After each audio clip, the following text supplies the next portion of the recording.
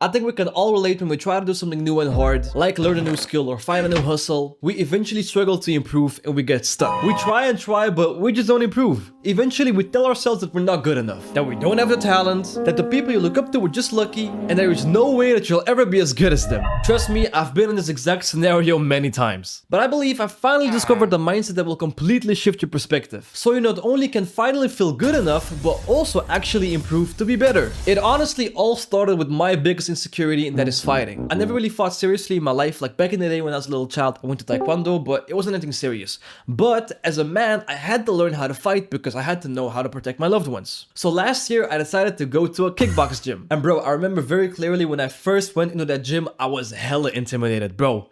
I was so scared. Like, just imagine Muzaffer with pencil arms going into a gym with people screaming out of the top of their lungs, hitting the pads with their punches and with their kicks, and just all around chaos. It was really just the first experience that I ever got going into that environment. And the problem with it was that I was one of the very few people that was new into that gym. And so I had to drill with people that had actually years of experience. Honestly, I just really felt horrible for my teammate because he was trying to like work on his technique that he's been refining for years, and here I am, not even knowing how to throw a punch properly. But you know, after a while, my first few lessons, I learned how to throw a punch, okay? Like, I had garbage form, don't get me wrong, but at least I could know how to kind of throw a punch, right? The thing with kickboxing though is that it's not only about punching, but it's also about kicking. And that's just the thing that I physically couldn't do it. Like, just a little bit of context, I sit a lot. Like when I'm eating, when I'm at school, when I'm working, when I'm playing video games, I just always sit. And I always used to laugh at my mom that she told me to like not sit so much because it isn't that healthy. Maybe I should like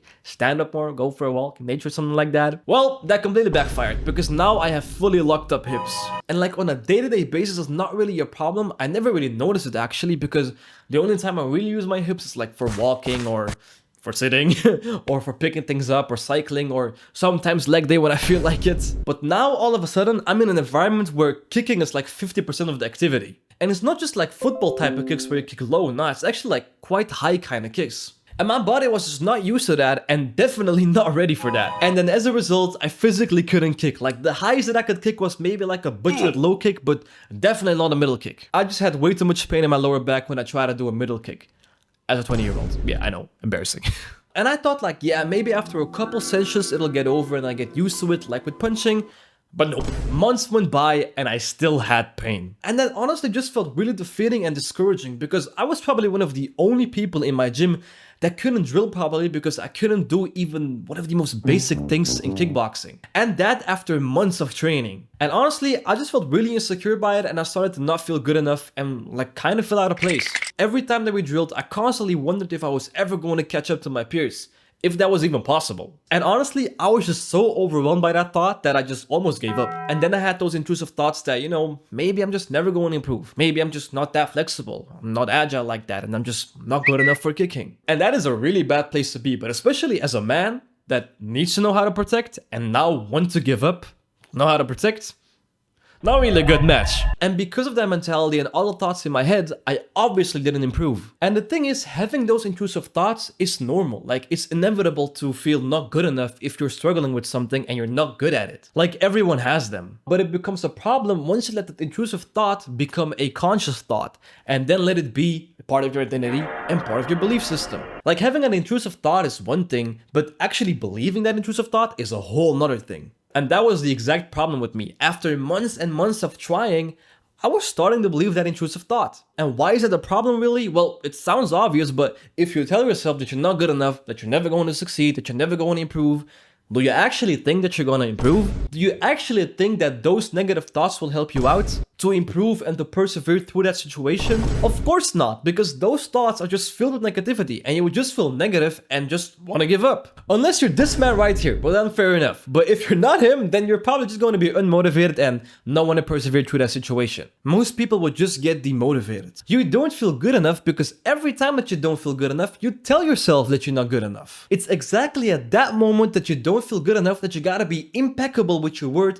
and reshape that negative thought into something positive positive that will actually help you out. And so that you in turn do feel good enough. The moment you have an intrusive thought, shape it into something positive that will actually help you out. It's crazy how powerful changing the wording of a thought can be. It's basically having the same problem, but just wording it in a different way that will actually help you out because it's positive. And look, I'm not telling you to lie to yourself, obviously not, but just change the wording so that the cards are in your favor instead of against your favor. For example, for me, I always told myself like, yeah, I'm not good at kicking, I'm not flexible, I'm not agile, I will never be good at kicking. Because of that, I felt very discouraged and defeated. The moment that I have reshaped my thought into there is much more room to improve on how to kick, and I'm a strong person that is able to do it after I keep practicing, everything changed. Look, the message is exactly the same. I suck at kicking, but the wording is just different. First, I put a negative reinforcement on it that I'll never be able to kick good, and obviously I'm not going to improve because of that. But my new reshaped mindset has a positive reinforcement to it that there is room to improve, so I'm definitely going to improve because there's room for it. Now all of a sudden I have decided that I'm 100% going to improve with kicking, and for that to do, I need to learn how to kick better. That was a completely wrong sentence in English, but whatever.